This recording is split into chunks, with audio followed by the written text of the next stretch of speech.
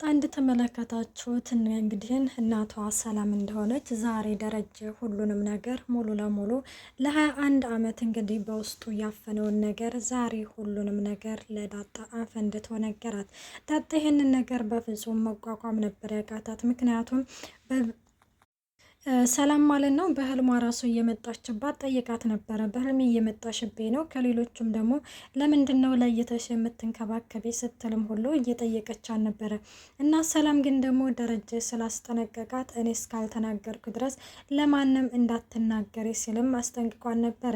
ደረጀ አንቺ ይህንን ነገር ተናግረሽ እኔ አንድ ነገር በሆን ሰላም ልጆቹን ያላባት እንዳስቀረሻቸው ነው የምቆጥረው እወቂው ሲልም እንግዲህ ደረጀ በእንደዚህ መልኩ ስላስጠነቀቃትና ስላስፈራራት ሰላም ደግሞ የዳጣ እናትነትና ወይም አንቺ ልጅ ነሽ ለማለትም እንግዲህ ደፍራ ለመናገር ከሚባለው በላይ ነበር የፈራቸው። እናም ደረጀ እንግዲህ ያው ይሄንን ጊዜ ሲጠብቅ ነበር። እንደተመለከታችሁት ልደቷን አክብሮ እንግዲህ የልደቷ ደግሞ ሰርፕራይዙ ምንድነው? እናትሽን እነግርሻለሁ ሰርፕራይዝ አለሽ ሲልም እንግዲህ ነግሯት ነበረ። ግን በብዙ ነገር እንግዲህ ሰላምን እንድትጠራጠር አድርጓት ነበረ። ግን እሷ ደግሞ በፍጹም ሰላምን አልተጠራጠረችም። ምክንያቱም ከአሁን በፊት ኤቢ የዲኤን ምርመራ ስላስመረመረቻት እንግዲህ ሰላም እናትሽ አይደለችም፣ እናትሽ ብትሆን ዲኤን ምርመራው እውነት ይሆን ነበረ ስትልም እንግዲህ ትነግራን ነበረ። ኤቢ በብዙ መልኩ እንግዲህ የዳጣ የማነች ልጅ አባቷ ማን ነው እናቷ ማነች የሚለውን ነገር ብዙ ጊዜ ፍተሽ አድርጋለች። ግን ደግሞ ደረጀ ደግሞ እንዳያችሁት ለብዙ ጊዜ በጣም ሲሳቀቅና ሲጨነቅበት ሲጠበብበት ነበር የከረመው። እና ሙዶቼ እንግዲህ ዛሬ ሁሉንም ነገር ተናግሮ ተገላገለ። ዳጣ እንግዲህ እናቷ ሰላም መሆኗን ስታውቅ ራሷን ስታ ትወድቃለች። ደረጀም እንግዲህ ይቅርብሽ ብዬሽ ነበር እኮ አትችውም፣ ይቅርብሽ ብዬሽ ነበረ ሲልም እንግዲህ እና እየጮህና የሚያደርገው መላቅጡ ጥፍት ብሎት ነበረ። እና ሌላው እንደተመለከታችሁት ጊዜ ነው። ጊዜና እንግዲህ ለዛ ተቀምጠው ይች ዳጣ ግን የደረጀ የጋሽ የድብቅ ልጅ ትመስለኛለች ሲልም እንግዲህ ይነግራታል ማለት ነው። ለዛም እንዴት እንደዚህ ልትል ቻልክ ስትለው ምክንያቱም ደረጀ ነው ልጅቷን ይዟት የመጣው ከውጪ እና ደግሞ የምጥን ከተመለከታችሁ ናታንና እንግዲህን ዳጣ ማለት ነው እያወሩ ነበረ። ኤቢ እኮ እህቴ መሆኗን እኮ ብታቅ ኖሮ እያለችም ስታወራ ይህንን ሙሉ ለሙሉ እንግዲህ ምጥን ሰምታ ነበረ። እና ያንን ነገር እንግዲህ ለገዜ ነግራው ነበረ። ገዜ እንግዲህም በዛ መልኩ እንትን ብሎ እና ምጥን እንደዚህ ብላኛለች ዳጣ ኤቢ እህቴ ናት ምናምን ብላ ስታወራ ሰምቻታለሁ። ስለዚህ እህትማማቾች ናቸው ስለኛል ሲልም እንግዲህ ለለዛም ይነግራታል ማለት ነው። እነሱም እኮ ያቻ ክስት እኮ ተብዬዋ ማለት ነው እሷ እኮ እንዳየኸው ማለት ውሃና ዳጣ ይመሳሰላሉ ስትል ነበረ። አረ እንደውም ማለት ነው ያ ሰላም የወለደችው ልጅ ቁጭ ደረጀን የሚመስለው ስትል ነበረ። ስትልም እንግዲህ ትነግረዋለች። ኧረ እኛ ምን አገባን ይኸውልሽ ለዛ የኛ እዚህ ቤት ስንኖር የወር ደመወዛችን ነው እንጂ ስለሌላ ነገር ምንም ነገር አያገባንም ሲልም እንግዲህ ይነግራታል። እውነት እንኳን ሆኖ ብንሰማ ዝም ነው የምንለው ጥጭ ነው የምንለው ሲልም እንግዲህ ይነግራታል። አዎ ጊዜ ልክ ነህ ዳጣ ራሱ ካሁን በፊት እንደዚህ ብላኛለች። አንቺ እዚህ ቤት ስትኖሪ የወር ደመወዝሽን ነው እንጂ ሌላ ምንም ነገር እንዳሳስብሽ ማለት በሌላ ነገሮች ውስጥ ጣልቃ እንዳትገቢ ስትልም አስጠንቅቃኛለች ስትልም ለገዜ ትነግረዋለች። ወደ እውነቷን ነው ሲልም እንግዲህ ይነግራታል። ገዜ በእርግጥም ያው እንግዲህ ማርታን ራሱ ተመልክቷታል። ምንድን ያለው ሆድ ቆስቲ ብላ ነው እንጂ ችለው ነው እንጂ ከአንድም ሁለቴም እንግዲህ ማርታን ስትብሰለሰል እንግዲህ ተመልክቷት ነበረ። እና ደረጀ እንዳያችሁት እንግዲህ ያው ይችን ወደ ሆስፒታል ይዞ ሄደው ነበረ። እና በዚሁ አጋጣሚ እንግዲህ ማነች ሰላም ማለት ነው ለናታን ትደውልለታለች። ቤተሰቡ ሰላም ነው ወይ ቤት ሁሉም ሰላም ነው ወይ ስትልም አዎ ሰላም ነው ምን ነው ችግር አለ እንዴ ሲላትም አይ ቅድምዬ ጋሽና ዳጣ መጥተው ነበርና እኔ ጋር እንደተቀመጡ መጣች በድንገት እትዬ ስትልም በዚህ ጊዜ ናታን በጣም ደነገጠ። እንዴት ማለት ሲልም አይ አታስብ ማለት እትዬ አላየችውም ጋሽን ግን ዛሬ ማለት በወቅቱ የመጣችው እንግዲህ ማርታ ለዳጣ እንግዲህ እናቷ ማን እንደሆነች እንንገር አስተባብለን ስንመካከር በድንገት ነበር የመጣችብን እና ዛሬ ሳልነግራት አላድርም ሲል ነበረ። እስቲ ደውልላቸው። እኔ ሲደውልላቸው የሁለቱም ስልካቸውን እየሰራልኝ አይደለም። ዛሬ ነግሯት እንግዲህ ልጅ አንድ ነገር ሆናብኝ እንዳይሆን ስትልም እንግዲህ ሰላምም ለናታን ትደውልለታለች። በቃ ትጨነቂ፣ አሁን እኮ አባዬም ዳጣም ቤት የሉም ስትልም ትነግረዋለች። ወይኔ ልጅ አንድ ነገር ሆና ነው፣ እስቲ ደውልላቸውና መልሰህ ደውልልኝ ትላለች። እሺ ምናምን ሲባል እንግዲህ ወዳው አቶ ደረጀ ይደውላል። አሁኑኑ ማንም ሰው ሳያይክና ለማንም ሰው ሳትናገር ሆስፒታል ና ቶሎ ብሎ እንግዲህ የሆስፒታሉ ቦታ ይነግረዋል። እና ናታንም እሺ በቃ ብሎ ምን ይዤ ልምጣ ሲልማይ ምንም ይዘህ አትምጣ ራስህ ቶሎ ብለህ ና ቶሎልኝ ይለዋል። እንግዲህ ናታንም ሮጦ ለደረጀ ይደርስለታል ማለት ነው። ይህንን ነገር እንግዲህ እነ ጊዜ ደግሞ በር ላይ ሆዳቸውን እያወሩ ባለበት ጊዜ ላይ ናታን ይሄዳል ማለት ነው። እና እዚህ ጊዜ እንግዲህ በጣም ግራ ተገብቷል። ይሄ ነበር እንግዲህ ማለት ነው ይህ ቤትማ የሆነ ነገር አለ ብሎ እንግዲህ ለዛና ደረጀ ራሱ ስለነ ዳጣና የዳጣ ልጅነት እንግዲህ ሊያወሩ የቻሉት። ሰላም ጤና ይስጥልኝ ውድና የተከበራችሁ የቻናሌ ቤተሰብ እንዴት ናችሁ? ደህና ናችሁ? ያለው እግዚአብሔር ይመስገን።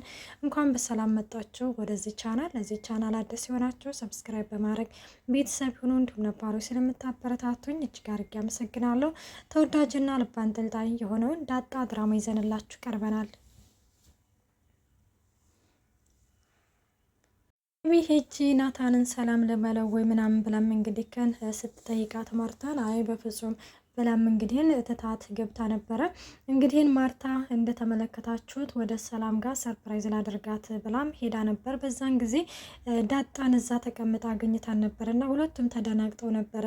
እና የሰላም ልጅ እንዴት ነው ብላ ኤቢ እንግዲህ ስትጠይቃት ኧረ ተይኝ እኔ እኮ ማለት ምን እንደገረመኝ ታውቂያለሽ? እዛ ስሄድ ዳጣ ተቀምጣ ላገኘኋት መሰለሽ እንዴት እንደደነገጥኩኝ፣ እኔም እንዴት እንደደነገጥኩኝ ትላታለች ማለት ነው። እና ለምንድን ነው የደነገጥሽው? ማለት አንቺ ስለምን ደነገጥሽ? እሷ ስለምንድን ነው የደነገጠችው ስትላት እኔ እንጃ እኔ በድንገት ስለመጣሁባቸው መሰለኝ ምናምን ትላለች።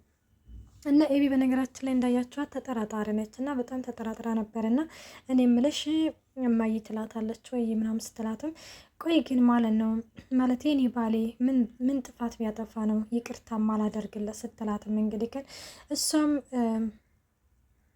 ማለት ምናምን ስትላትም ማለት አሁን አንቺ አባዬ ምን አይነት ጥፋት ቢያጠፋ ነው ይቅር የማትይው ስትልም እንግዲህ ትነግራታለች።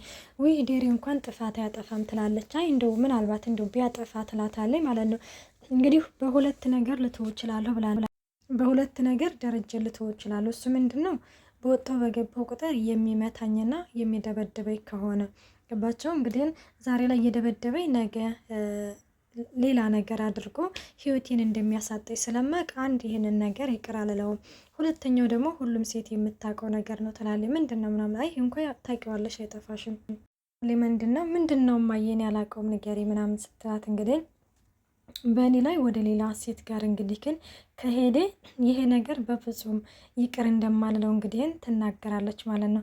እነዚህንን ነገር እንግዲህ ስትነግራት ኤቢ በጣም እየተጨነቀ ነበረ ከሚባለው በላይ። ምክንያቱም አባቷ ከሌላ ልጅ እንደወለደ ስላወቀች እና ማለት በስህተት እስከሆነ ማለት ተሳስቶ እስከሆነ ስትልም እንግዲህ ወንድ ልጅ የመሳሳት እድሉ በጣም ጠባብና ትንሽዬ ነው እና በዛን ጊዜ እንደተሳሳተ እንግዲህ ደግሞ ምክንያቱን ጠይቄ ምክንያቱን ከነገረኝ እንግዲህ ያኔ ልረዳው እችላለሁ። ግን መቼም ቢሆን በእንደዚህ በሁለቱ ነገሮች እንግዲህ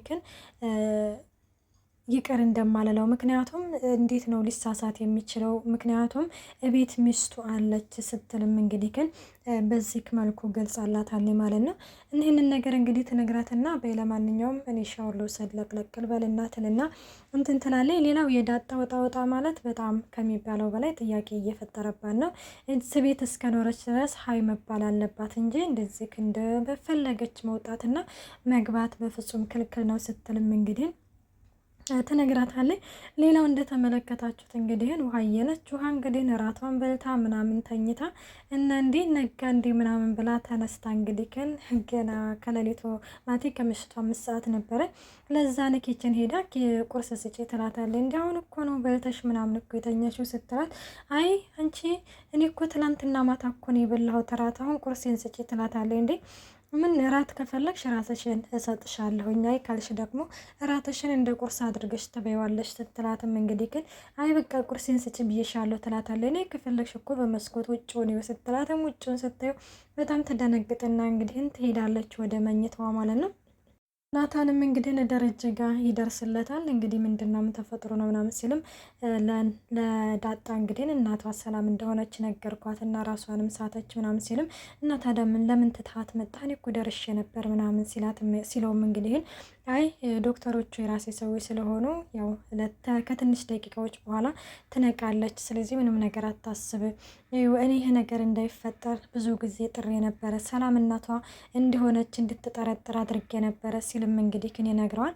እና ናታንም እንግዲህ ክን በፍጹም ሰላም እናቷ እንደሆነች ልትጠራጠር አትችልም። ምክንያቱም ኤቢ የዲኤን ምርመራ አስመርምራ ነበረ፣ ግን ደግሞ ሰላም እናቷ እንዳልሆነች ነበረ የታወቀው። እንዴት ምናምን ሲልም ምክንያቱም እኔ የዲኤን ምርመራውን የዳጣ ናሙና ስለቀየርኩት ሲልም እንግዲህ ይናገራል። እና ወይኔ እኔ በተኛሁበት አንተ ብዙ ጊዜ ከሞት ነው ያዳንከኝ፣ ስለዚህ እድሜና ጤና ሰጥቶኝ ያንተን ውለታ እንዴት ነው የምመልሰው ሲልም እንግዲህ ደረጀም ናታንን እንግዲህ ያመሰግነዋል ማለት ነው። እና ሌላው እንግዲህ ኤቢ በተደጋጋሚ ዳጣ ላይ ወይም ደግሞ ደረጃ ላይ ስልኳቸውን ስትሞክር እየተነሳላቸው አይደለም እና ወደ ናታን ጋር ሄዳ ነበረ። ናታን ደግሞ ሄዶ ነበረ። እንግዲህ እናቷ ጋር ትሄድና ናታን የለም ትላታለች። ማለት ለምንድን ነው ስትጀምር አንቺ ለምንድን ነው ናታን ጋር ሄድሽው እንዳትሄጂ አላልኩሽም ስትላትም አይ ዳጣ ስልኳን አላነሳ ስትል ምናልባት ለሱ ካነሳች ብዬ ነበር ስትልም እንግዲህ ትናገራለች። እና ውዶች እንግዲህ ዳጣ ድራማ እስከዚህ ፓርት ድረስ ይዘንላችሁ ቀርበናል። በቀጣይ ፓርት እስከምንመጣ መልካም ቆይታ። አስተያየታችሁን በኮሜንት አስቀምጡልኝ። ባይ ባይ።